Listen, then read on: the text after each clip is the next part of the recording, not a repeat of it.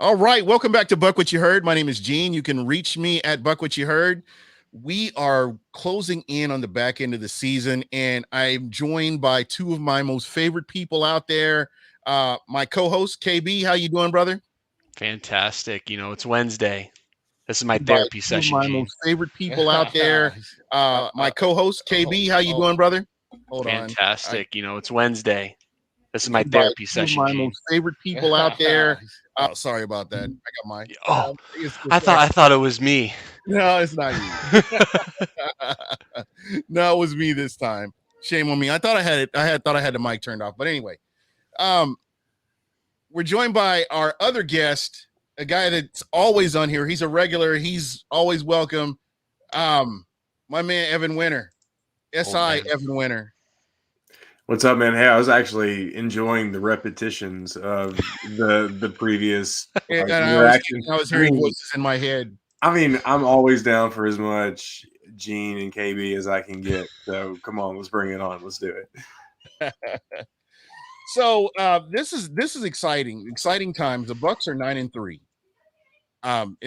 It just boggles my mind that people are still complaining about the defense and they're complaining about this, complaining about that.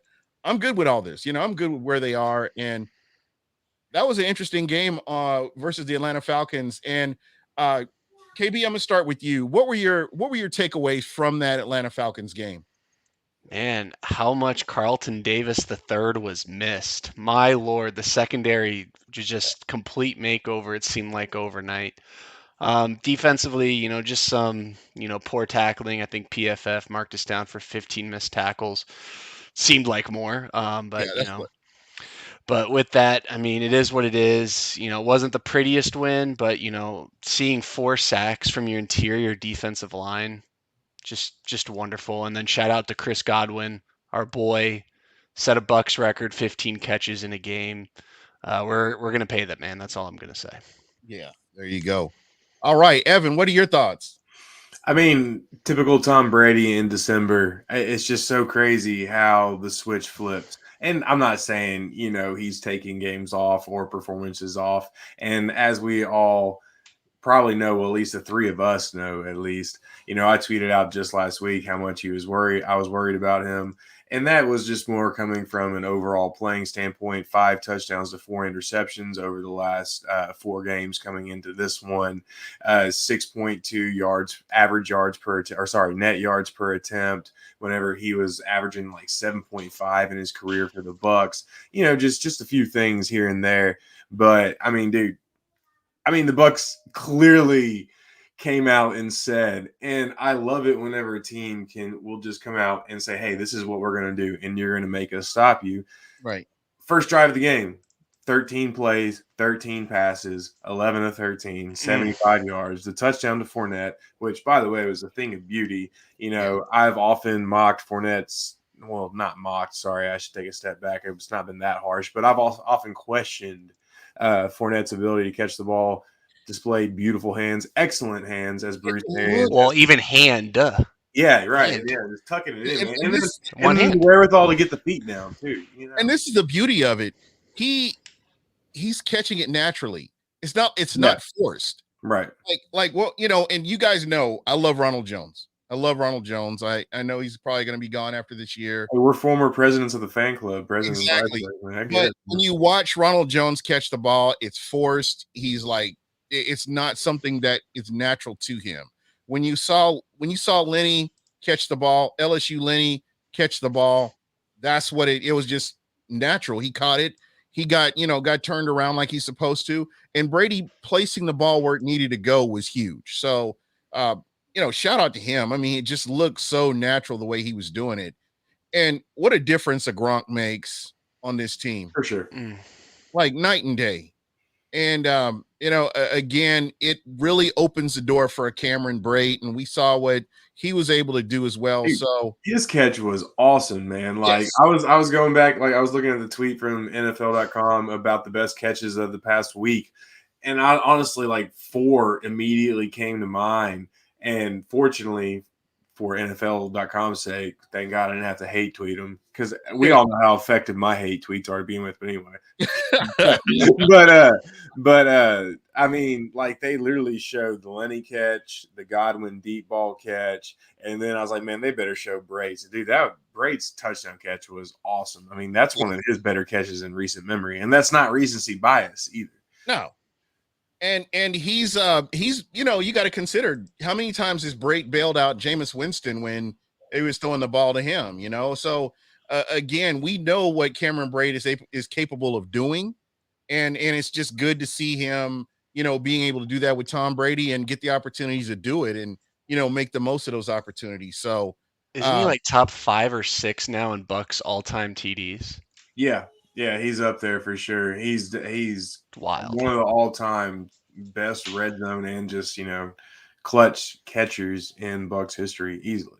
Yeah, absolutely. And you look where he came from. It's just wild, you know, where he is now and where he started. So you know, shout out to Jason Light and you know his ability to get players and get the right players in here. So I'm super hyped about it.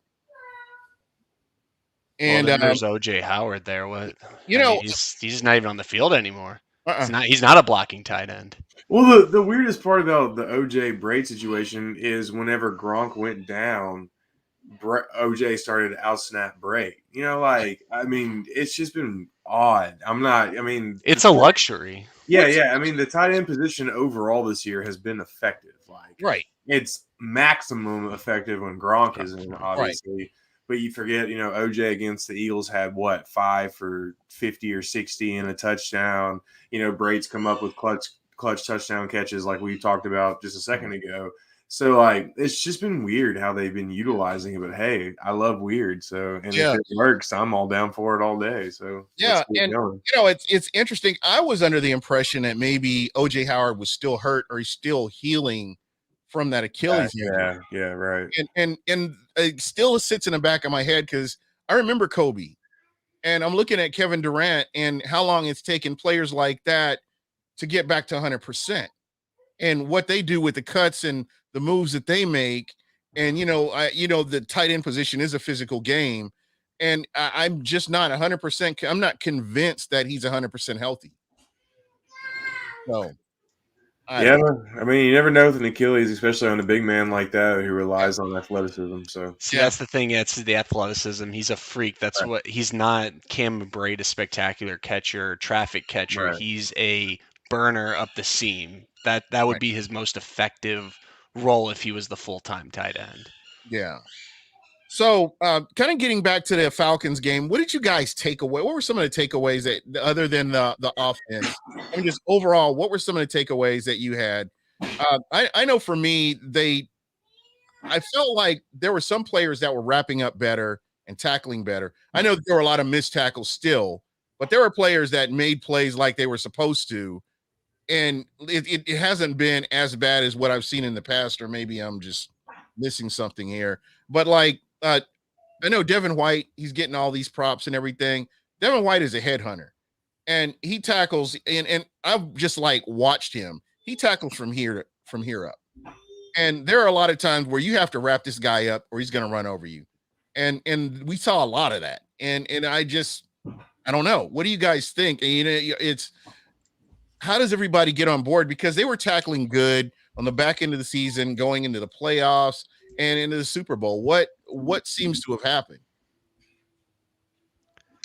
I mean, it comes down to, just playing within your role. I mean, Devin White, when he's downhill, I mean, I know you both maybe not be D2 the Mighty Ducks fans, but he's the kid who can't stop on the ice. Like this man, Devin White, he is a straight line burner, no breaks, Indy 500. Like that's what this guy is. What my grandma used to say, all gas, no brakes. All gas, no brakes. Exactly what Devin White is, which, is fantastic. That's why we all, Michael Plus been on the show as well saying, Devin White, let's just make him a blitzer on third down. Like, why ask him to pedal backwards when his best trait is going forwards? Yeah. So, that comes with that. Levante David, I think, has been a little bit more, prone to missing tackles. And then I think Antoine Winfield Jr. probably had his worst tackling game against the Falcons. But I mean, I'm not concerned. What I'm more concerned about is the offense, and as well as Leftwich can be, I'm not saying Leftwich is consistent. has been the problem. There's just those slight errors, and Evan, we talked about like a week ago. Evan had mentioned maybe Brady's like lost a step touch, or because his throws have been just off. His decision making has been like, we're not talking like a lot here, just like just off. But I mean that you're up 10 points. You're at your 40 seconds left going into the half. You throw a screen at the 8-yard line, goes for a pick six, which hell of a play by Marlon Davidson to read. Yeah. Yeah. Tom Brady didn't even look before he threw. But like those are the types of bad play call, bad decision making where the Bucs have just been shooting themselves in the foot way too often. And so it does, like, as a fan, no matter how well we do, I just sometimes catch myself, when's it going to fall apart again? And that's just a little bit concerning for me because you're going to beat the Falcons. But are you going to beat the Saints even at home? Are you going to beat the Bills at home? Are you going to do that in the playoffs? They didn't show they could do that last year. But this year, it seems like every game but the Dolphins game, there's just that one WTF moment. Yeah. Well, yeah, no, and I mean, I think the one key thing here in this, what I alluded to earlier, was about Brady having this team ready in December in these moments and all that good stuff. And Mike Evans talked about it today after practice, actually, how they all know that they've got to live up to his standards. And not that I was, like I said, our second or a little bit earlier ago, not saying Brady takes games off, but he just ramps it up to a completely different level when it comes to this type of year. And he's been very adamant about that. But my takeaway from it was outside of, offense, defense, if we want to like look into intangibles, efficiency, so on and so forth, was 3 penalties for 15 yards, which is the second best mark of the year. And Greg Allman had this great thread, the Athletics, Greg Allman. He had this great thread earlier today on how the Bucs have dropped, their penalties per yard per game, or penalties per game by total yards. Sorry, to for pretty substantial amount. And in terms of some research I did after this week's game, the Bucs have dropped from top 2 or 3 team in penalties per game and just total overall penalties to 13th in penalties per game and 15th in overall penalties. So that combined with 3 for 4 in the red zone and then 2 for 2 in goal-to-goal situations, that right there, that's something that really stood out for me. And that's going to be needed to be repeated in this week's matchup for sure. And the one thing I'm gonna give a shout out to the referees. The referees let them play.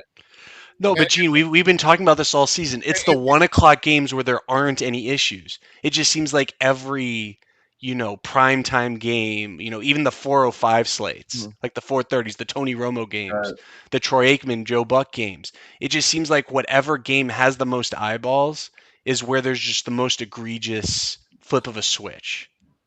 If that makes sense. And again, I've got my thoughts about the referees. I don't trust them. I don't think they have any integrity, to be honest. I've said that. I stand by it. Just because they should be consistent. Calls should be consistent across the board. It shouldn't matter what referee team that you have, what crew you have showing up at a game. It should be consistent across the board. You shouldn't have to worry about, well, this guy's going to call all these penalties here. There have been times where the guy kept the flag in his pocket. He could have thrown the flag, but he kept it in his pocket, let the game go. And he wasn't, the referees didn't factor into this game. And that's what we need to get back to, that kind of thing. Because I don't want to know what a referee's name is. Real talk. I don't give a damn what your name is. Okay, if there's a flag, if there's holding, cool, call it. But call it on the other side too. Well, the most bewildering thing is the NFL rotates its referees during the regular season, but then they cherry pick for the referees for the postseason and so on and so forth. So like going into the NFL is scheduling its upcoming season right according to who the best teams are the year before, projecting all that shit. So why wouldn't you have the best crews from the year before already in place for the year's best games? Why do this rotation and then just flex it like they do for the primetime games now, where if one referee crew is showing marked improvement and another crew is dropping back, then you kind of swap them out. Like, I don't understand why they do these rotations. Like, if you go back, NFLpenalties.com, they have this excellent like subset where you can go and look at each crew for each Bucs game that's been done this year, and they've only had the same crew twice, I think, so 4 total games, if not just once. So yeah, it's just like, why wouldn't you save your best refs for the best game? So at least if there's some kind of inconsistency, then it's happening with the peasant refs and not like with the king and queen refs. You know what I'm saying? And what I'm struggling with is, now that betting is here. Betting is here to stay. Hey man, I'm not one for conspiracy theories, but there is definitely a little bit of suspicion behind that. I am not gonna lie, man. I am not gonna lie. Smoke behind the fire. I am not gonna lie. That's where I'm at. And I said this at the beginning of the year. KB, did I not say this at the beginning of the year? You did, baby. The refs have to be consistent, and they haven't been. There have been some calls that I'm like, very questionable calls. I'm like, well, can we check his bank account? After the call's made, let's go check his bank account and see if there's another couple $100,000 in there. That's and like I said, I just question the integrity of some of these referees, but I'm gonna get off my soapbox now. But I just want to give a shout out to the refs, because the refs stayed out of the game. The refs did not factor into the game, which they have in the past. And horse collar, I actually saw a legit horse collar call 3 weeks in a row for Lenny. No calls. I was about to say they didn't call 3 weeks in a row. Fournette. He looked like a zombie, like reaching up and like grabbing him from like on the back. Like, I was like, damn, dude. Like, come on, man. So by the letter of the law, and based on what they got Devin White for, Leonard Fournette has been grabbed the same way. He's been tackled the same way 3 weeks in a row. No call. Yeah, no call. But people have said if Jameis Winston hadn't gotten hurt, they wouldn't have called it. I don't know. That's all subjective stuff at the end. Yeah, there you go. And I'm going to be the subjective. I don't think they need an all 22 just for refs. Have a camera on each one of them, so that way we can time when they throw those penalties when they see them. They probably have a pager or something where they get that buzz and they're like, "Oh, okay, penalty. Okay, yeah, here we go." Which is nuts. Have you guys noticed that the New York, has phoned in or, whatever, beeped in, like whenever there's like a 50-50 call, and like, for instance, whether if it's an incomplete pass or this or that like the referees have like reversed calls before even going to a challenge flag, which I think has been a interesting change. Granted, it's happened in only a couple games that like I've watched the past couple weeks, but it's something that wasn't happening earlier in the year, which I thought is at least a good improvement. And to me, that I don't know. You're right. It has been. So you kind of have to go with it, I guess. Well, and then there's the taunting thing. I want to look at the statistics for this, but taunting seems to have gone down. I don't know if you guys watched the Chiefs Sunday night game, but Daniel Sorensen was basically dancing his way into the end zone. I thought it was I thought it was just blatant. Yeah. They could have thrown it. They didn't. Yeah. So is taunting gonna go away? Let's hope it does. My guy, the competition committee dropped the ball on this one. Well, Mike Tomlin to me was the surprise. I don't know if he's under the Rooney's thumb, but Mike Tomlin is all in on these penalties. Yeah, I think it's stupid. I mean, it's in the NFL is entertainment. It's all about entertainment. And I didn't have a problem. I didn't even have a problem with the cheetah throwing up the peace sign last year. I didn't have a problem with it because the Bucs should have stopped him. If it was going to happen, the Bucs should have stopped him. That would have been it. The Bucs get the ball back or whatever. That's the way it should have gone. And, there's still personal fouls for stuff like that. But this whole taunting thing, you've added another layer, and it just, I don't know, it just doesn't make any sense to me. Well, just going back to the inconsistency thing, you just look at the San Francisco Seattle game. I mean, yes. My God. The dude was literally holding his arm. He was like, "Come here," I mean, might as well have been scorpioning his ass, like, "Come here," and the ball is in mid. It's just like, how do you not call that? I don't. I mean, that's what I'm saying. I mean, there's no consistency anywhere. Right. It's well, and that's where I feel like there should be two different types of pass interference, like egregious one, because like I don't like this pass interference like the Colts, like when we played, and Carson Wentz and the Colts have been doing this all year. All you have to do is underthrow a pass. Yeah, it's pass interference. Right. It's a strategy. Yeah, that's the best part about going deep. Like that's the one time, like when I see teams going deep. Well, not. I mean, by the way, college needs to change it from 15 yards to a spot foul. But because if I'm a DB in college, I'm tugging on that damn jersey all day. You know what I'm saying? Well, that's what I'm saying. There should be like an egregious personal foul that should be like spot foul. But like if it's borderline holding, like ticky tack, they're both pushing each other, and you're still going to throw it, have to be like 5 yards automatic first down or 10 yards, whatever. I think what they're trying to do at the end of the day, though, is avoid the remember the old push out rule where Mike Evans, Winslow too. I mean, so I think they're trying to avoid all that controversy. And for you youngins out there used to be a rule where the referees would allow cornerback, safeties, line, whatever defender to push the receiver out of bounds, and the referees would make a determination whether it was physically possible for that person catch or not. Yeah, just imagine Plexico Burris' 6'6" ass trying to like stretch out like Stretch Armstrong, But anyways, and imagine being that referee trying to make that judgment call whether or not his big ass could make the catch or not. But anyway, but yeah, no, like I just still don't understand how they don't make that call. Especially in a clutch moment like that. Like you don't want, obviously as a ref, you don't want to decide the game. And y'all have seen me on Twitter bitch about how people talk about refs and stuff like that. But at the end of the day, when it comes in that moment, if it's that apparent, you've got to make the call, because at the end of the day, that wins or loses the game. And all the NFL does is sends out an apology letter.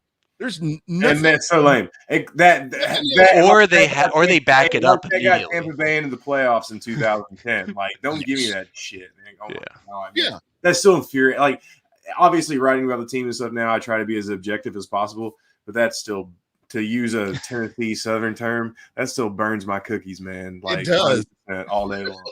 Or they just back up completely egregious, terrible calls. Like, who was the one player against the Steelers who was walking away? Like, it made a sack, was walking off. The Bears? Yeah. Dude, he looks like Macklemore if Macklemore tried to go throw shopping. I can't. But so I mean, like, but the referee committees basically just come out and just like, we support, like, yada yada yada. It's not.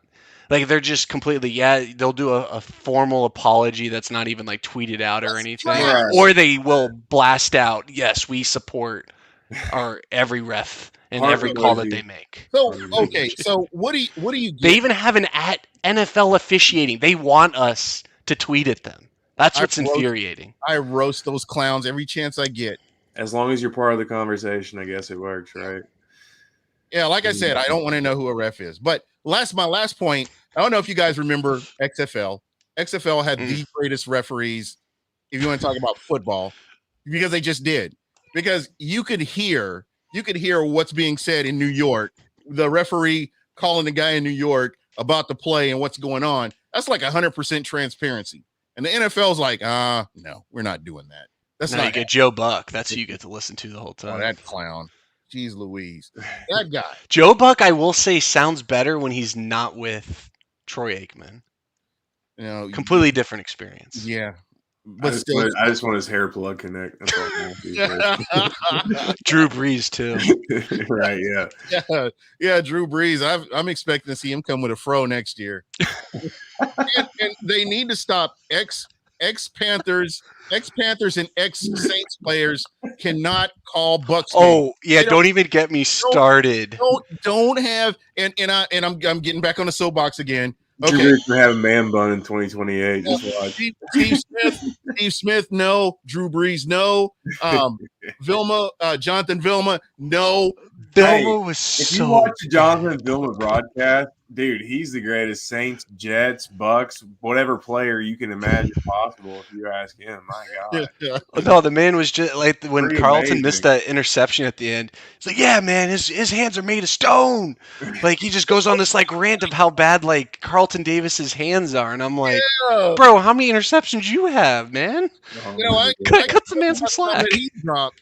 And you know what's even worse is I think maybe he's got Steve Smith in his ear. He's probably got a like earpiece, and he's like Steve Smith's like, yeah, say this about the Bucs here. But I can tell you right now, ex NFC South players should not be calling Bucs games nationally. Period. And that needs to be that there needs to be a petition or something. Okay, so Jonathan Vilma had 12 interceptions in his career. So far, Carlton Davis has 6, and Jonathan Davis, that's Korn's lead singer. Jonathan Vilma played 9 years in the NFL. So right now, Carlton On Davis pace to be the same.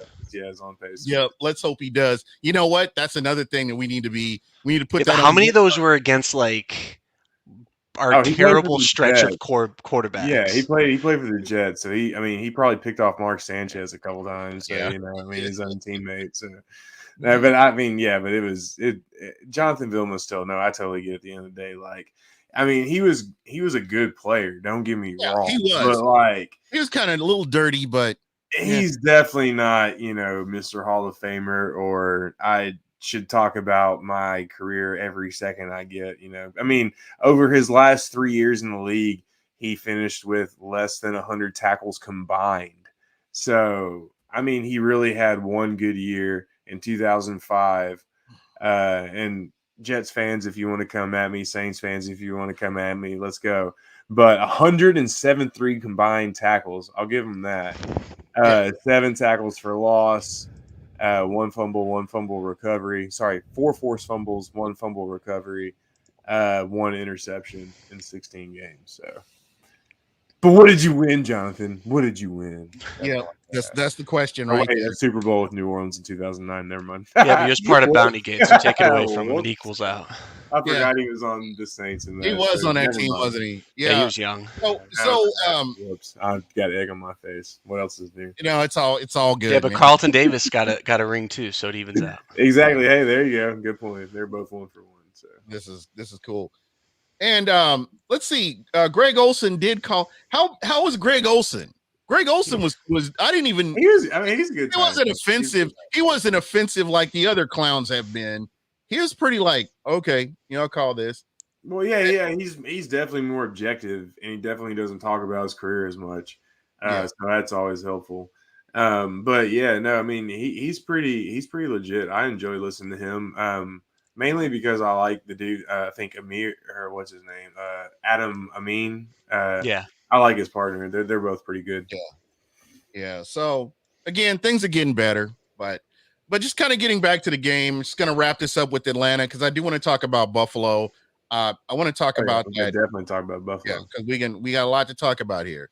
So, final thoughts on this. Do you think? And I'm going to ask this question. I'm going to put this question out there. Do you think Atlanta made the right move drafting Pitts? Hindsight?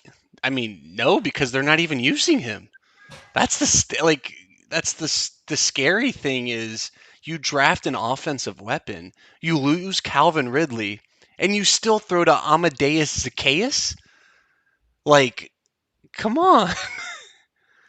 Yeah, like in hindsight, if they already knew they were getting rid of Julio, then yes. But I think it was okay.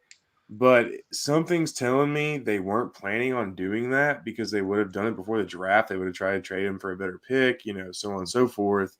I don't know how that happened. I have no inside info. This is all pure speculation. Mm-hmm. So the fact that my mind thinks that's the way it happened, no. Like, you had Micah Parsons available, who would have been great in that defense. You could have traded down, too. Yeah, you could have traded down. You could have drafted your quarterback of the future because Matt Ryan has a $48 million cap hit next year. I mean, that's kind of what I'm getting to right there. Why didn't Ben Parrish? Yeah, they did sweep. You got to talk about get the brooms out. But why Hey, didn't for you the first get time your in franchise history, back-to-back seasons. That was awesome. why didn't you get your quarterback of the future? You're right there. He's right there in your lap. Because I legitimately think they thought they were going to have Julio, and maybe they saw something. I mean, don't get me wrong. Like the Titans trading for Julio has turned into absolute dog crap. I mean, it's been a terrible Like, move. But that was always the question was The money the money they allocated to him for this year, they could have used in so many other areas. Now, granted, they had faith in their guys and they made the right moves. You know, D'Amico Autry, Bud Dupree. You know, making the right moves. But they also could use that money to spend on the offensive line, where they blew a pick last then year. Bud Dupree comes back too early and gets injured. Exactly right. So, like, I mean, don't get me wrong, it hasn't worked out for the Titans, but I legitimately think they thought they were going to have Julio. So therefore, Matt Ryan with especially with Mike Davis, what he showed last year. And if you can just get the offensive line to work, which Arthur Smith worked with a patchwork line the last couple of years in Tennessee, as long as you just get that to work, I think they legitimately thought they had a legit offense. And on paper they did, but then they traded away. Like I said, maybe they saw like Julio's hamstring just looked like a wet spaghetti noodle or something in an MRI. Maybe they saw something. That's why but I legitimately think thought they were going to have him this year.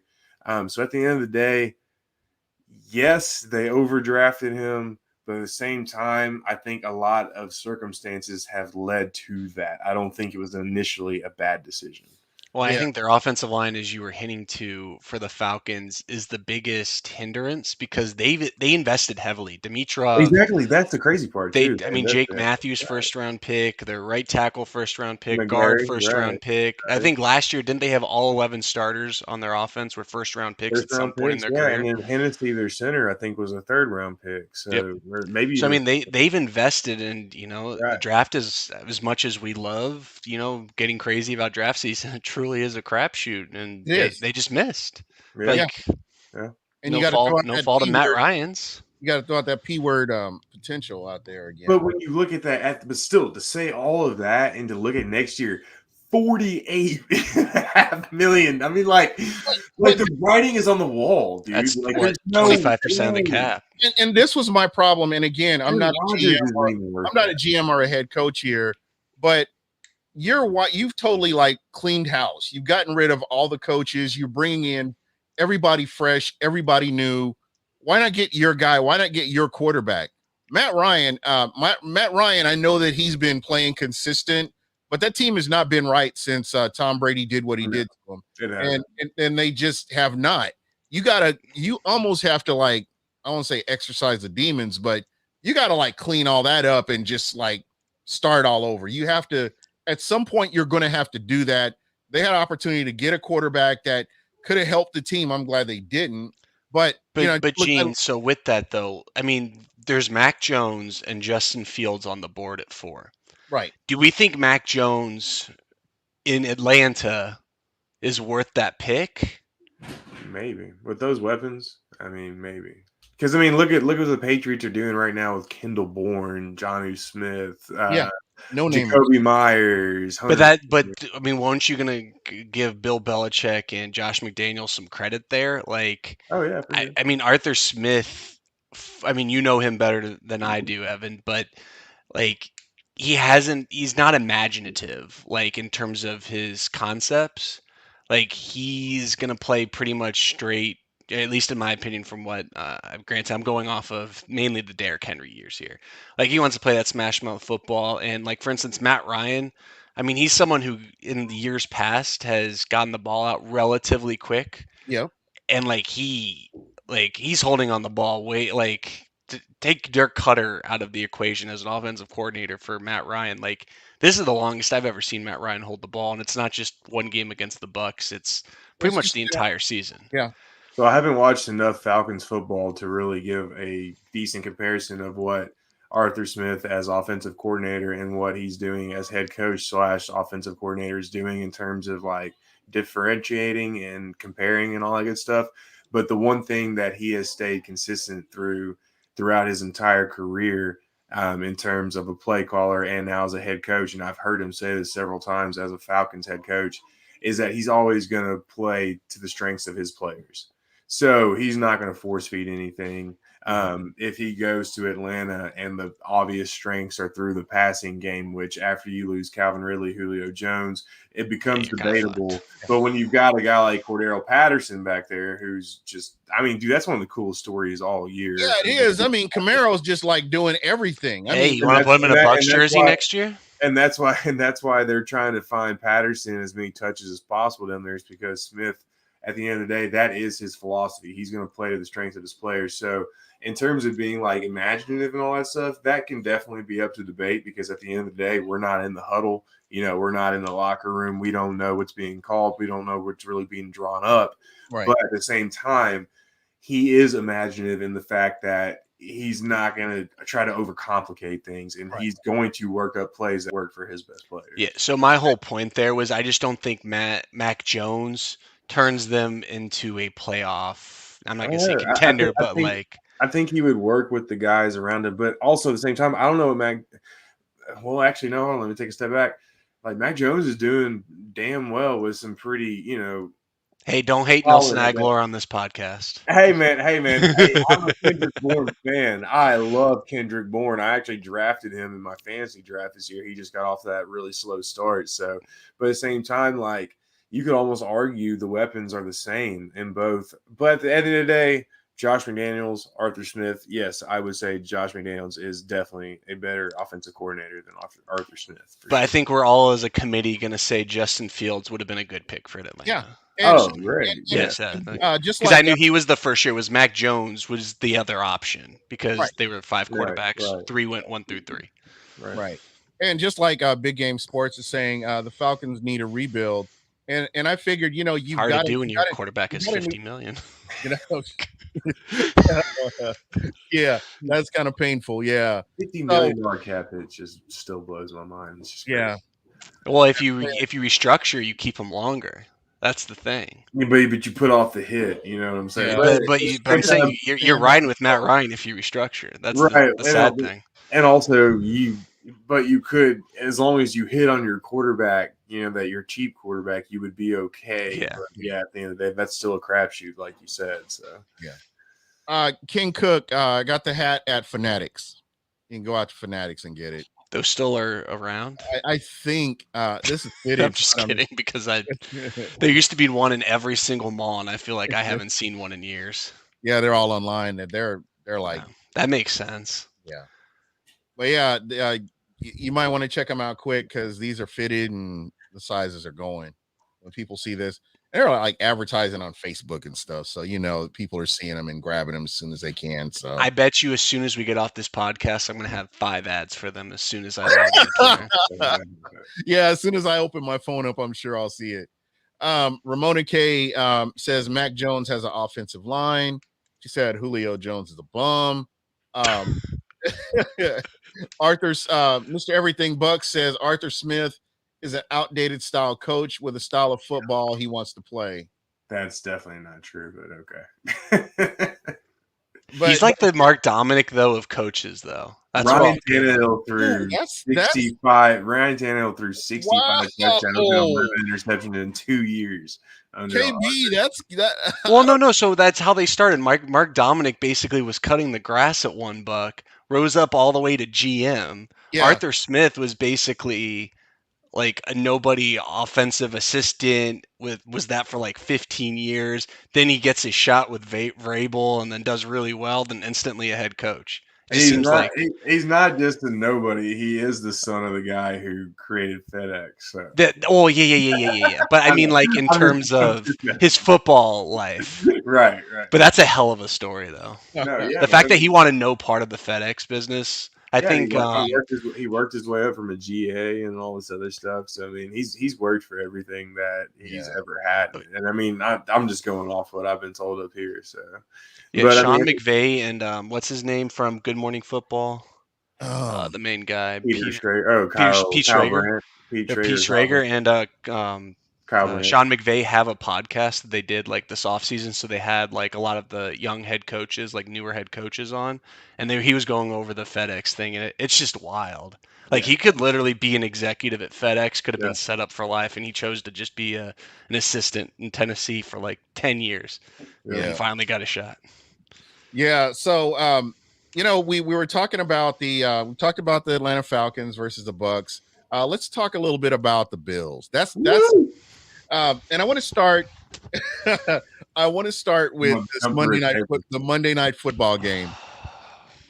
And can we just throw the film out the window? Can I ask? Yeah, exactly. There's nothing to glean from. Well, because I see it on Twitter. Oh, they've given up 250 rushing yards in their past 3 games.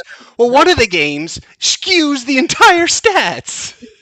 Well, and one of the worst parts about it was, this is their first full game without Tre'Davious White, and you want to see how the secondary is going to react. And right now, we have no clue because the Monday night 3 passes. It's a complete aberration. It's a complete aberration. But at the same time, it was the Bills did have 2 red zone possessions that they got 0 points out of. Right. Stephon Diggs, I almost said Driggs. Stephon Diggs dropped the pass in the end zone. Dude, there were chances. The way the wind was blowing, though, I don't know how he would have. I would have called that the catch of the year if he catches that. But at the end of the day, if it hits you right there, and with somebody, if it's Cole Beasley, first off, screw Cole Beasley, but if it was Cole Beasley or Rashad Perryman trying to, make the catch, whatever. But this is supposed to be top that's supposed. Yeah, you're right. That's what he's getting paid. That play. But at the end of the day, still though, I don't think there's anything to glean from like the results on the field. But the mentality that Buffalo showed, that the coaching staff showed, they can be taken advantage of, man. You can get in their heads. You look at the Steelers game in week 1. You look at the Jaguars loss. You look at the Titans loss. You look at the Colts loss. This is a team that you can get them down, and it's hard for them to it's hard for them to get back up. So for sure. Yeah. For me, just watching that game, I didn't really take a lot away from that game. I think as I've watched them, there have been times where I've seen where they haven't been able to stop the run consistently. That has been a legit liability. And I think I think they were just outcoached. And if you want to talk about playing in those conditions, both teams are used to those conditions. So there was no real advantage one way or the other. It's like, who wanted this more?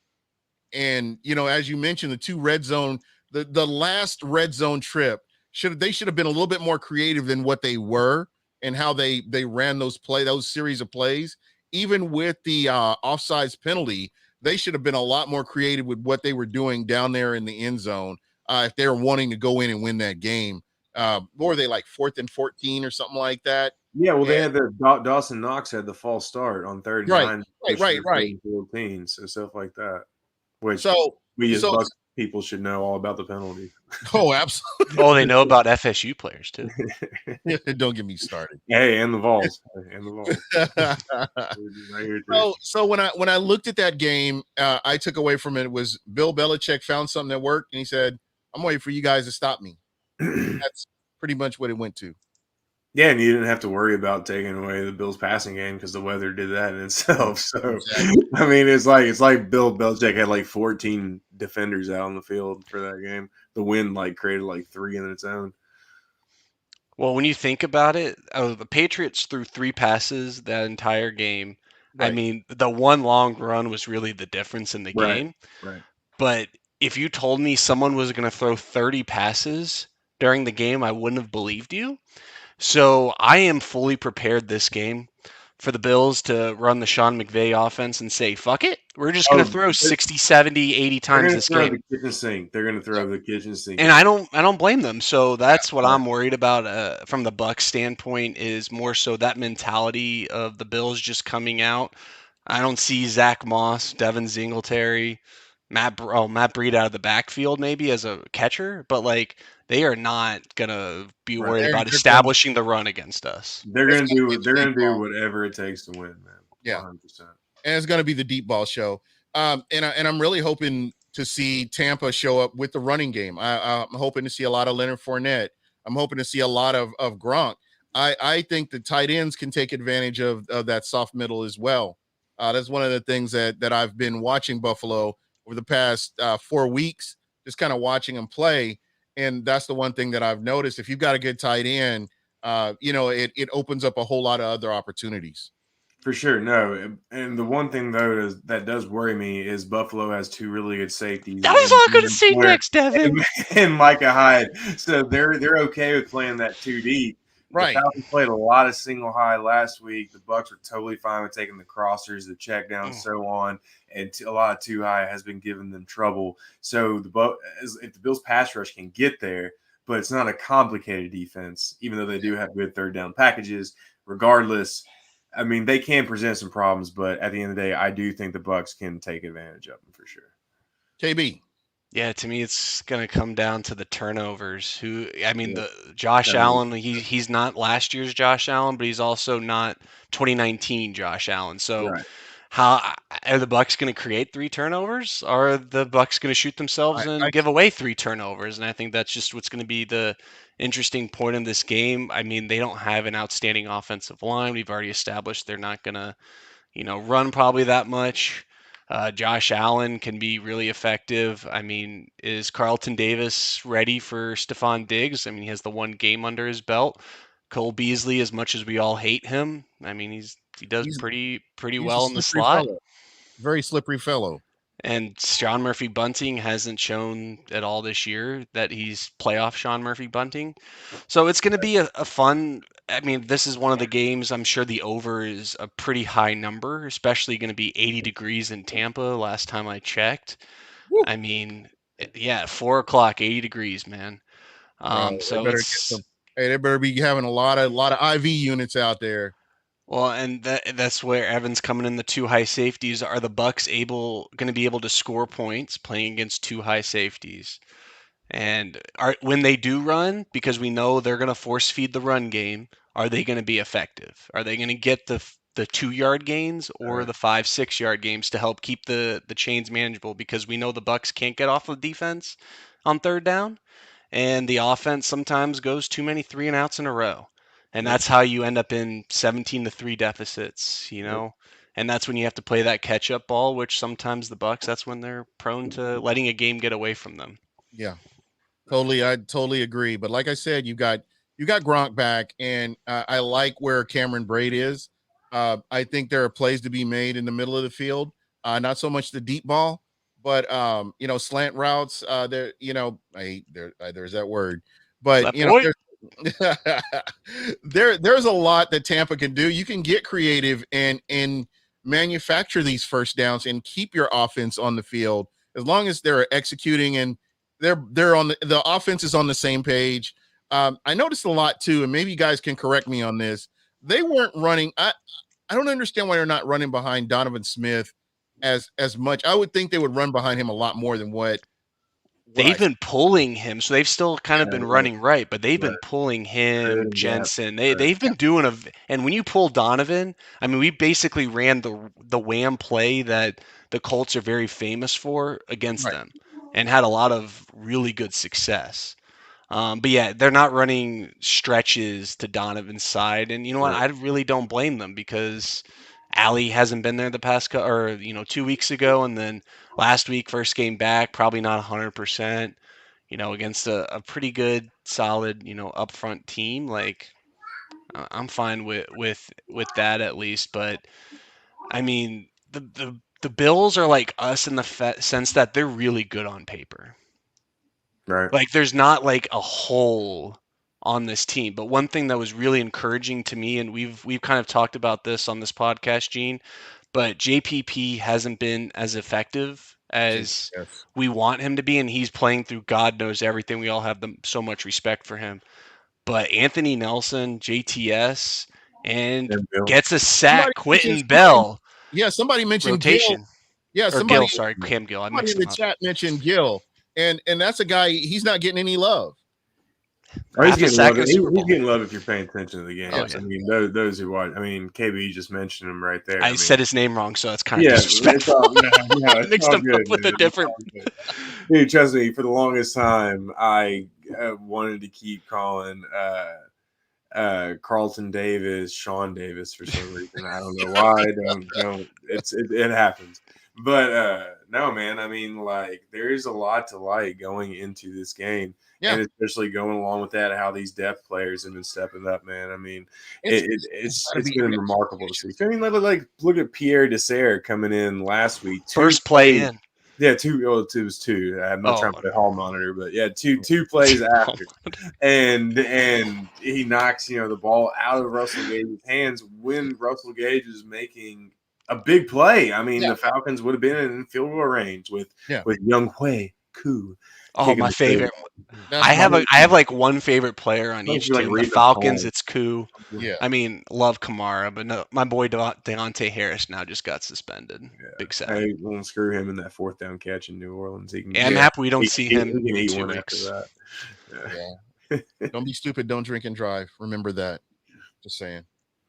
But yeah, so with this game, for me, the big takeaways for this game coming up is they had to run the ball. They have to be successful running the ball. They can't just run the ball.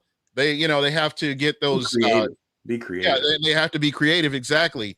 And you don't want like mid-range. You don't want like 2nd and 6. You'd like to get like a 2nd and 4 or 2nd and 2 or something like that, just so it makes it easier. You're wanting to make your offense work a little bit easier. And to me, they've been like working against themselves with some of the plays that I've seen. And as you mentioned, 3 and out, and you only have the ball for like a few seconds, and then you end up kicking it off. And it makes it tough on your defense as well. Well, yeah, and their defense is giving up like 75% third down conversion rate, so they're not getting off the field. So if you're going 3 and out, they're tired. They're gonna be dead ass tired when it comes to fourth quarter. Yeah.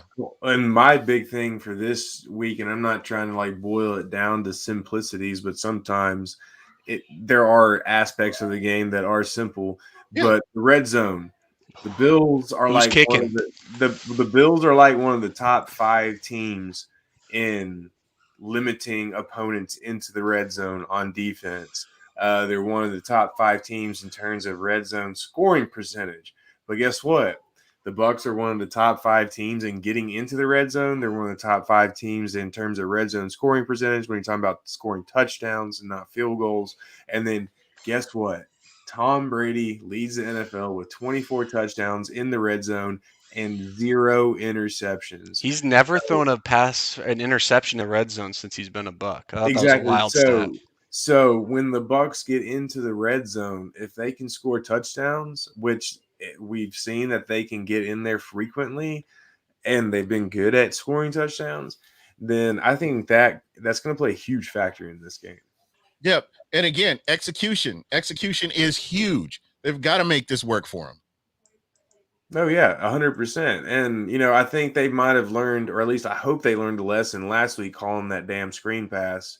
That hey, great, like KB said earlier, great play by Marlon Davidson. But even like I was in the press box for that game. Did you say Marlon? There was some guy like he did like check-ins with NFL Network. Like it was so freaking annoying. Like every 7 or 8 minutes, hey Rich, yeah, so we've got the Bucs. They're up there. They're now 2017, and then Marlon Davis is blah blah. Like we do all these annoying reports, and like this one time he goes, I really think it was a matter of disrespect on Marlon Davison's part. He knew the Bucs were going to try to, but either way, like however you perceive it. Like the Bucs don't need to be obvious like that. I think that was an obvious play call. I think the Falcons knew it was coming, especially after they ran the screen before. Right. So hopefully the Bucs learned a lesson in terms of play calling like that. If they did, then I think it's going to show up big time this week. I think we're going to see some really big plays off some really unique play calls for sure. Yeah, absolutely. And I think a lot of the attention is drawn away from Mike Evans and put on Chris Godwin. I think Mike Evans is going to have a good game this week. I know you haven't heard me say his name a whole lot, but I can tell you right now. Oh, there it is. Right. I just post Evans only needs 206 yards to get another 1,000-yard season. And you know what? I can't wait to post some of the screenshots that I took of these idiots. Game 1, they were talking about Mike Evans is not going to get 1,000 yards because the Bucs weren't throwing to him. See, people were saying that week 13 of last year, and we all saw how that turned out. So he's only tied for second in most TDs as well. Yeah, so. and number 1 in touchdowns inside the 10-yard line. I mean, doing what he did last year. No, hey, the league's best goal to go threat by far and away. Yep, 50-50 ball. I'm throwing it to him. I don't like the fade route in the end zone, but if I got Mike on my team, I'm throwing it. Well, and Gronk too. I mean, Gronk got himself a fade last week as well. Oh, and Lenny. And Cam. Can't forget and Cam. Everybody. It was a fade party last week. You get a fade. You get a fade. You get a fade. You get a fade. We ain't talking about slick cut. Sorry, dad joke. My bad. They were never. It was good though. It was a good one. Well, dudes, I want to get to. I gave you the heads up, and I do want to talk about some of the games that are coming up here before we go. And get your stats up here. Let's go. And, it's week 14 or week 15? Week 14. Week 18. Actually, no, I'm kidding. Don't mess with me. Don't fuck with me. Week 19. Oh, and before we move on, and I am kind of jumping back because I wanted to mention this, but I didn't. That interception at Antoine Winfield Jr. We didn't even get to talk about that. In the Colts game? Yeah, over Mike Pittman. Yeah. I think I orgasmed for a little bit there, but I don't think Gene got his due. I definitely used up some Kleenex after that one. Yeah, bro. I mean, imagine drafting a running back over him. Yeah. Well, and don't get me wrong, I like Rick Stroud, but it was so funny how earlier that day he was saying he would rather take Jonathan Taylor over Antoine, and then same day playing. I'm just like, pretty sure Rick Stroud's had like the Clayton Bigsby skit from Dave Chappelle show.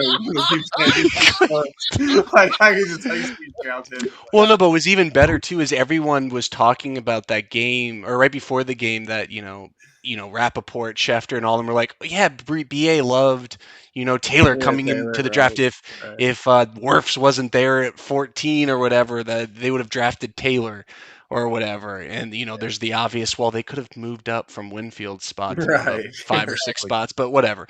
Yeah. But and then you have the same day, Antoine basically show out. Was fantastic because he was amazing. Yes, he made the interception, but he was amazing in coverage. Yep. I mean, pretty much the whole season. And just this is year 2. So yeah, you saw what I did there. You saw it. But anyway, it's year 2. But and how is Jonathan Taylor on bye in such a needed fantasy? Hey, week? Tell me about it, man. I got to win this week in order to get. I don't have to win, but if I win, I'm in this week in the league that I'm the defending champion. So I got to make the playoffs. So, yeah, it's got to happen. I'm in and. Thank God. All I gotta say is thank God Kareem Hunt's back, because if it wasn't for Kareem Hunt being back right now, I'd be relying on Ty Johnson, Zach Moss, Jermichael Hasty. And you can just drop Moss. You can just drop Moss. He ain't running against the Bucs. Yeah, please. Yeah, that's not a good idea.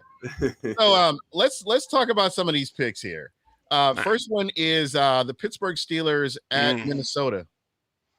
Just a tale of two teams that can be so bad and then be so average. Yeah. This might be the one game. I don't know who, you know what? I don't know which team is going to show up. If Thursday Night Football was a meme, it would be these two teams. This is the one game I wouldn't even bet a penny on, because I would be pissed no matter how I lost that penny. But I would say I'm going to take the Vikings just because they're so damn inconsistent. They would beat a halfway decent Steelers team at home after losing to the Lions. So I'm going to take the Vikings. I got the Vikings. I'll do you one better. I'll take the Vikings just because Thursday Night Football at home teams just win 80% of the time. That is true. I think Kurt, not my cousins, is mad, and I think he's gonna he wasn't happy about that loss. So I think break that COVID barrier and get it done tonight. That COVID glass that he's got surrounding him wherever he goes. So I'm going to put down everyone is on board with the Vikings. All right, Baltimore at Cleveland. Oh my God, I'm gonna go Baltimore just because Cleveland is just not good. They're not a good team. To me it's the quarterback as well, so Yeah. I'll take Right. Baltimore. Right. You know, Baker can't get out of his own way. No. Okay. Anytime you can't beat a team that hangs 16 points on you, like especially in 2021, like it's the writing's on the wall in that regard. Do you think they move on from him? Oh, well, after next year, so next year will be his 4th year, right? Right. Yeah. So He came in Even if not, he had the 2018. 5th-year option as well. Yeah, but I'll say he came in 2018. So and they approved his 5th year. So no, yeah, he'll be around next year for sure. yeah, ugh. It's a bad deal. Yeah. Sucks for him. You know, again, he can't get out of his own way, and that's I. You know, in the beginning, he used to get in his feelings when the media would trash him for throwing some interceptions, and then he would come back and prove a point. He'd have a good game, and then he kind of like level out that next game along. So now he's just bad.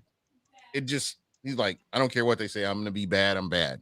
Well, he's not clutch. He's Kirk Cousins. He's not going to win the big game. I mean, he'll have good games. Like he's a sober Johnny Manziel. He maintains. He doesn't elevate. So, like when things are going good, he's good. But whenever you need him to take you to the next level, he's not going to do it. So, well, when Baker's at his best, he's planning like he has that attitude. I feel like he just doesn't have that attitude anymore. No, that's what I said. He's past that. He's like, fuck it. Well, remember he was planting flags and doing all that at OU. Right. Like he had this swagger about him. He's realized he's not the guy. You know, he's realized he can't do it all by himself anymore. Yeah. So there we go. It was Odell's problem. And he realized he's playing in Cleveland too. Oh, that guy. And somebody needs to remind him it's not 2015 anymore. So anyway, Jacksonville and Tennessee. I have got Tennessee because I hate Urban Meyer. And I want him to go. I've got him on the under of 3 years before he has health problems and moves on. But you know, who knows? So Tennessee. I'm taking Tennessee personally. They're the better team. They should not lose this game, but they have lost to the Jets and Texans. So the Jets, you know, it's like every game is their Super Bowl. Any game that they can win, it's their Super Bowl, you know. So yeah, but this was also back when the Titans were healthy and had Derrick Henry. Like you shouldn't lose to the Jets. So, but either way, they're going to win this week. They'll win this week. All right. So next game, Las Vegas versus Kansas at Kansas City. KC all day. I'm thinking KC.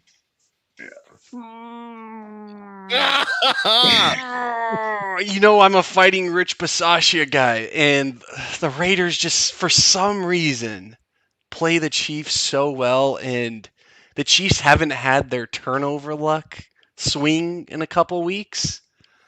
Give me upset special. Oh, man, Las Vegas for KB. I like it. I don't like that it's at KC, though. That's the only thing that's bothering me. Honestly, that's the reason why I'm going with them. Because it's December, the Chiefs fans are going to be hyped. They're not going to let Vegas win that game. If they win, I've got a co-star right here. Oh. He's napping though, so mine's over there. All right, here we go. New Orleans versus the Jets. God, honestly, I want to pick New York to win just because I want the Jets to lose so bad. But with Kamara back, I'm going New Orleans. Is Kamara for sure back? Yeah. He's back. He was limited today. He's going to play. All right, then yeah, give me New Orleans. And plus, they need to have some. If they lose against the Jets, I'd be worried them coming into Tampa just being pissed off. I need them to win this game. I will still tap dance on their grave if they lose to the Jets. He's so amazing. So I'm all for it. All right, here we go. Dallas versus the Washington football team. This is to me the game of the week. Other than us. It really is. I've got WTF on here instead of WFT. I don't even care about the Rams Cardinals. To me, this is basically the division. I mean, you got two hot teams. Yeah, exactly. And what you're talking about, division implications. Honestly, I'm going to go Redskins here. I'm going to go Redskins. Right. Yeah, we're all going to go Redskins. Mostly because I'm playing Dak Prescott in fantasy in the league I need to win in that I was just talking about, but I'll still take it either way. I'm taking Dallas because every time I bet on Dallas, they lose. Okay. Hey, I'll take that logic. By the Yeah. way, Thumbs up we right said here. Redskins on purpose. We know what we're doing here. Let's drive that boat. Let's do it. Yeah. So nobody's taking WTF then. Oh, I guess you guys are. Yeah. Yeah, we're both taking WTF. And I'm the lone wolf over here. Okay. Atlanta versus Carolina, division game. Division implications here. Man, based off I would almost say Atlanta for the upset just because Carolina has so many issues at quarterback right now. They don't have McCaffrey. The receivers aren't doing anything. But Atlanta's offensive line was so bad last week, and the one strength of the Panthers is their front seven. Even though they did lose Dante Jackson in the back end, I'm going to go Panthers, even though I can't stand the freaking Panthers. I'm going to go Panthers. Okay, so Evan's got the Panthers. Yeah, I said all that just to give you the answer in one word. Sorry. I appreciate that, man. I like how your logic works. Okay, KB. God. That's how I felt, essentially. It's the quarterback thing for the Panthers. If Cam was just playing average football, I would take Matt the Ryan's not playing wholeheartedly that easy. great either. Matt Ryan's not playing great either, man. Well, yeah, but like when I look at, for instance, I trust the Panthers D line against that Atlanta O line to at least make it, interesting from that side of the ball. I just don't know, like Cam, Darnold, anyone could have 4 interceptions for the Panthers and just completely swing the game. I'll take the Panthers, but man, this is like a 10-7 game written all over it. Well, and like what you're saying, Matt Ryan completes the 50-yard pass or whatever it was to Cordero Patterson to put him in field goal range to beat the Saints against Trevor Siemian, 4 weeks ago. So I totally get what you're saying, man. That was beautiful. I love that. That was on Marshawn too. I happened to turn that game on right like 30 seconds before. I was like, yeah! I was like, this is awesome. I'm going with Atlanta. I expect Camaro Patterson to have a big game, and Camaro Patterson. That's my future Buck Cordero Patterson. Yeah, Camaro Patterson and Pontiac Williams. That would have been the backfield right there if you could have had them both at the same time. Would have been incredible. Hey, don't forget, do it for the gram, Ernest Graham. That's my dude, man. Exactly. All right, this is a game. This is a head scratcher for me. It took a lot of thinking. Seattle versus Houston. Russ. Yeah, you got to take Seattle just based off of Russ. Well, they gave the 49ers a heck of a run. It was nice to see them back. At least putting up some points. Yeah, and the game should have went to overtime. So and the best safety in the league's now hurt though, which makes it. I'm just being sarcastic there. Well, the Texans. I mean, either way, he's still a big part of their defense, and I mean the way the Texans can play at home from time to time. I mean. But yeah, Russell Wilson. Evan, when the Texans were playing the Jets, I was like, oh, just give Tyrod the MVP because look at how this is when like Brady was throwing interceptions left and right and all that. And I'm like, crown Tyrod MVP. He loses to the Jets in that very same game. Unreal. All right, Detroit versus Denver. And God, I want to pick Detroit. I don't know why it's going to be at Mile High. Teddy. I'm going with Teddy. Broncos offense is a mess. I'm just gonna go with Lions. Screw it. I'm gonna eat some kneecaps. Let's go with the Lions. Right. See, Javonte Williams makes that one fun. Yeah, for sure. Yeah, it's gonna be a good game. So I'm the only one with. Wait, can we talk about how Goff got the NFC Player of the Week for basically just winning a game? Like Kittle went for like 200 yards and like 3 TDs. Like Brady went off, Kyler went off, like Jefferson went off. Like is this a participation trophy? It's probably because of it. I was like, is this not the most pity award of all time? Like, there's no way he deserved that award. It's like the hottest girl in school, and she's like, okay, I feel sorry for you. I'll take you to prom. Come on, let's go. Even if it is a weekly, you stand over there on the other side of the gym, but come on, let's go. We'll go to prom. Like literally, somebody wins it every week. So like, even if it is like the lowest of tiers of awards, he did not deserve that. Yeah, I don't care who got it. Just give me Jefferson, Kittle, like Brady, Murray. Like I'm not even saying it had to be Brady, but like someone Murray was balling. deserved that. That wasn't Goff. That is Carrie winning prom queen right before the goat blood gets dropped, or the pig blood gets dropped on her. I mean, that's exactly what it is. But that's what I'm saying. I think they're going to sonic boom back to earth. But you guys think it's going to be Detroit? Yeah. Oh no, I think I'm going to Broncos. take Detroit just because I'm going to go with an upset for once in my life. So let's go Detroit. I don't know. I was thinking Denver's going to be the upset, but KB, you said Denver. Denver. Oh, wow, you're on my side. Okay, this game right here. New York Giants versus the LA Chargers. I've got the Chargers. Yeah, Chargers. They're finding their footing. They're my neighbor's not ready for prime time again. In case you didn't know, Evan, I live right next to Glennon. No, I didn't know that. That's awesome.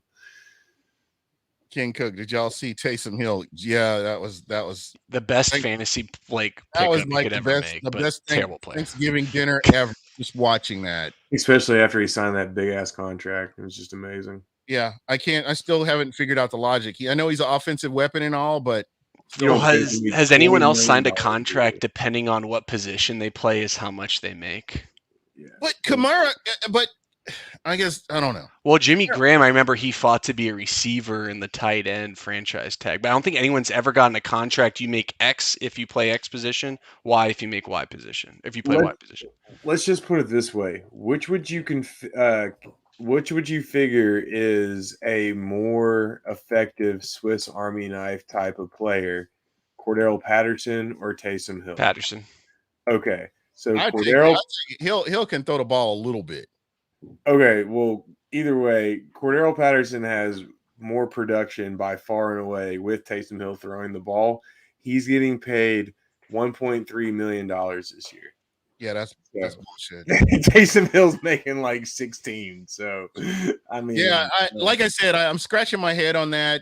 I don't think if Taysom Hill went anywhere else, I don't think that they could find a system to be able for him to do this anywhere else. I don't think there's another team out there that would be able to utilize him in the way that the New Orleans Saints does. As much as I hate that pucker lip jackass Sean Payton, the guy's a genius. The guy is a genius. Oh, did he say so? Like I was going back and forth on whether or not him or Belichick are the best coach in the league, especially after the dip Belichick had last year. But now, we've seen what Belichick's done with Mac Jones. And we've seen what Sean hasn't done with his backups, lesser quarterbacks. Obviously, he was doing great things with Jameis. But, I'm back in the camp that Belichick is probably number one, but Sean is number two, easily. Number one or number two in my book. Yeah, so I don't know. As much as I hate to admit it, I'm right there with you, man. All right. Okay, so San Francisco versus Cincinnati. I'm all about Joe Burrow. That's my guy. Joe Burrow's dealing. Man, which Bengals team is going to show up? Right, and I don't know if Debo's playing or not, but I'm going to take the Bengals at home just because they're at home. Yeah, I'm taking. Give me a second upset special.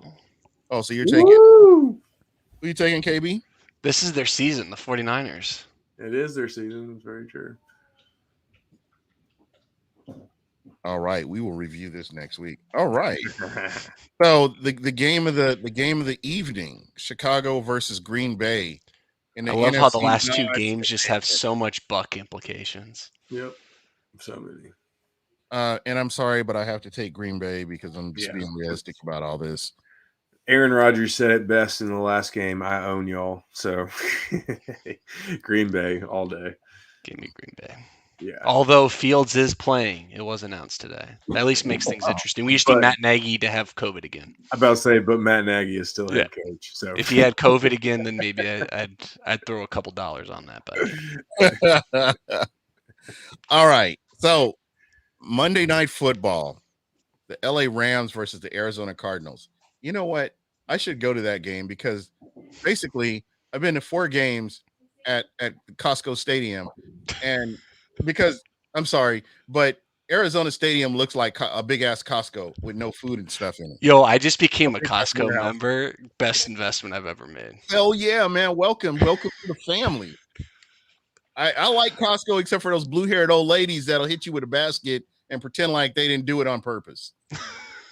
I'm at war with them, man. Just so you know, they're out to get me. I'm just trying to survive in Costco. Hey, just take away their early bird special. That's the key. That's how you infiltrate. They'll cut you off getting samples, and they don't care. You're the enemy to them. So it's war out there at Costco. I got some fake handicap tags you can buy, so that way it gives you a head start on them. Well, I get suspended 3 games if I get caught. As long as your chef doesn't. As long as you pay your chef. Pay your chef, kid. Pay your chef. I thought about unplugging all the scooters there so they. That's wrong, man. I know I'm going to hell for that one. But... all right. So... I want to pick the Rams. I just don't see it.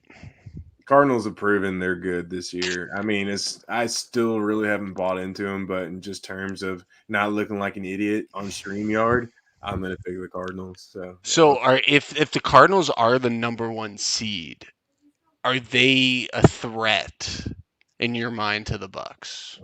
Oh, to the both of you. Just based off of how bad the Bucs can be on the road, yes. Ugh. See, to me, like the whole BA thing in Arizona makes things interesting, but the only reason why I would be nervous is mainly because of Kyler's legs. The Bucs just can't contain a quarterback who can run. Depends on how healthy they are too. Because I mean, you're thinking about it.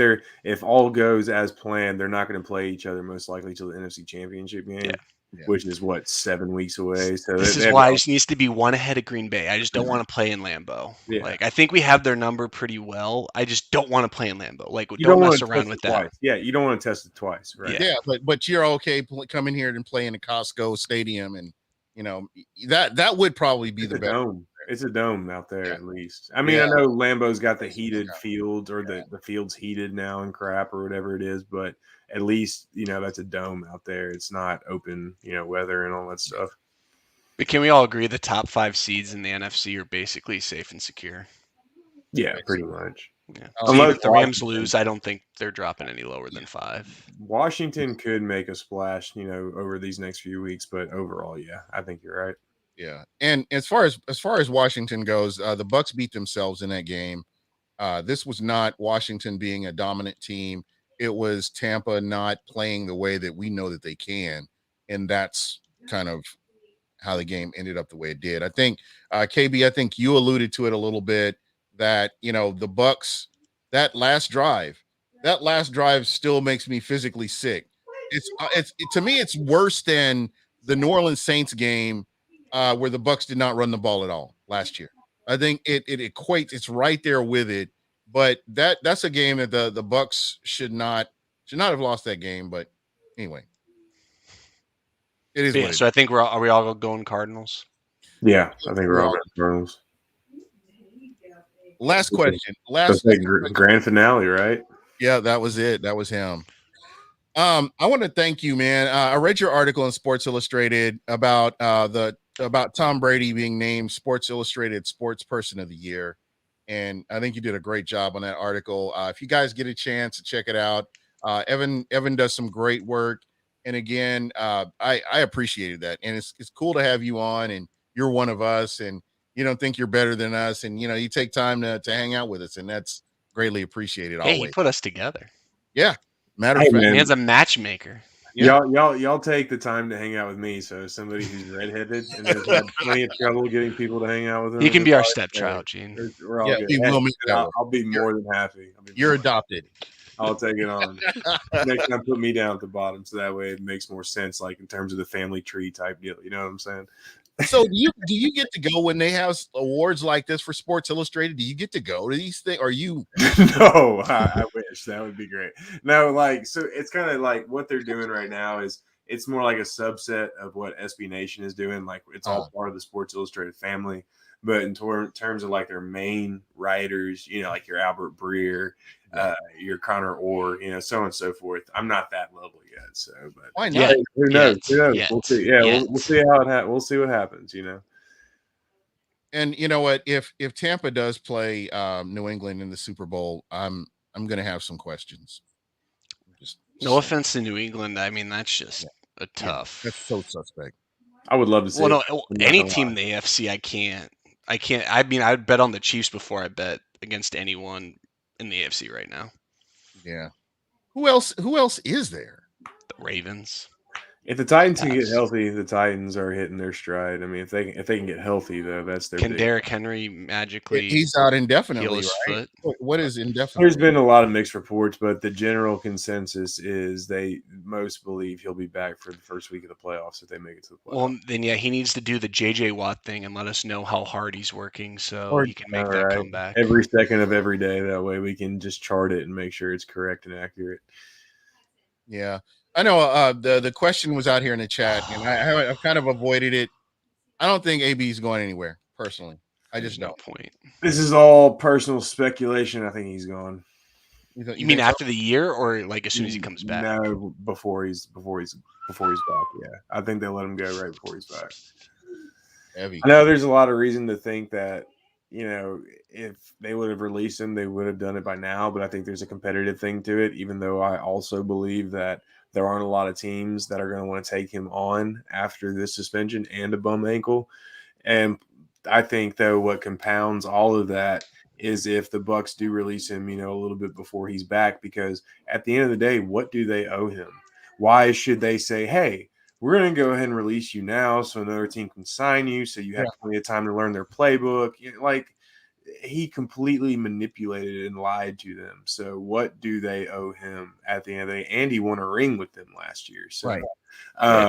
To me, like what has the option come to you about like healthy scratching him? Just like that's dead. That could definitely be a possibility, but at the end of the day, you're just taking don't out come the back to the roster building. spot. And with how many injury issues they've had this year, at the same time though, and I mean, like, I'm not trying to speak out both sides of my mouth. I'm just looking at this straight down the middle. I feel like they wouldn't want to take up the roster spot, but at the same time, they haven't had any issues with not placing guys on IR this year and taking up roster spots with Makes the no guys that sense. haven't played on IR. So at the end of the day, it could go either way. But if I'm putting money on either option, if there's a gun to my head, I'm gonna say they release him at the end of the day. Me personally, and yeah, again, I'm like you. I'm not a GM or a head coach or anything like that. I say you keep him. This is just so weird how the NFL works. You've had people that have been injured sporadically throughout the season. Right. Uh, he's just somebody, you're all in. You're trying to win a Super Bowl. After the season, of course, he goes his way. I would have a hard time believing that they would get rid of him. He's got his shot. I mean, he does have his COVID shot. He allegedly. So, I mean, yeah, he Does manipulated, he? like you said. Yeah, it makes you wonder. But my thing is, there wasn't a league suspension. The team handled it internally. That would be the end of it. I don't think you'd want to draw any more attention like that. I think if they let him go, then you create a whole nother spectacle with that. So you just kind of roll with him till the end of the season. But that's me. And no, if we cut AB, that doesn't mean we cut Mike Edwards. It's his Yeah, first no, offense. yeah, I'll say it's a completely different scenario with those two. Completely different. Also, we don't know, for instance, how related it is to AB. I think from what Rick Stroud reported, it all came around John Franklin. So we don't know what Edwards and Franklin's relationship was, and Franklin's to AB's. Like, Right. can be Right. two different things going on there. Yeah. Right. So, and again, I don't want to speculate. We'll just kind of have to wait and see how it all rolls out. I mean, that's pretty much been my stance until he's released. I think he's a Buck. And that's kind of how I'm looking at it. So maybe I'm cheating that way, but yeah. KB, your thoughts? Let's do two things this week, Gene. Let's get a dub at home against Buffalo, and let's let my Berkeley Prep Buccaneers Go bring Berkeley home the Prep. first ever state championship. That's right. Bring it home. And what are they? We undefeated, bro. What division are what division are 3A, they? I believe. 3A or 3A? Okay. Yeah. So again, that's kind of where I'm at. But guys, thank you so much. This was a fun show. I enjoy hanging out with you guys. I wish we could do this every week. I know with parenthood, Evan, it's gonna kind of difficult for you, but you're always welcome. You're a welcome spot on this show anytime you want to come on. And KB, we will regroup. Oh, you're traveling next week, aren't you? I will not be here, y'all. I'll be in cold ass Minnesota, freezing my nuts off. Oh wow. Staring at Kirk Cousins statues. That's if I go outside, dude. No, Yeah, that's only the like 5 kids that are fans that decide to try to build him out. But KB, it's all part of love, man. In other words, nobody likes Kirk Cousins. I've just never been in anything this cold before, gentlemen. So keep me in your prayers. I will. You make sure you have a hat and a scarf too. Oh, I got everything, man. I'm ready to go. Thermals are a must. Yes. Especially where you're going. You're going to the frozen tundra. And say hi to Bigfoot. Like essentially what T.O. wore, like that bodysuit, like you need that under, like what? Well, Mac Jones stealing that idea from him too. He stole it from Brady. If you got it, flaunt it, baby. Exactly. So are you guys going to be like in a rural area, or are you going to be in more of a? Oh no, Minnesota, dude. It's all rural. No, Minneapolis. Okay, so you're in Minnesota, nice. But anyway, well, guys, thank you so much. Everybody out in the chat, thank you. I appreciate you guys. And we will be doing this again next week. So look for it. Don't flag me for taunting. Oh, there we go. Yeah. I forgot my flag. I actually have a flag. But anyway, guys, we're out of here. Peace.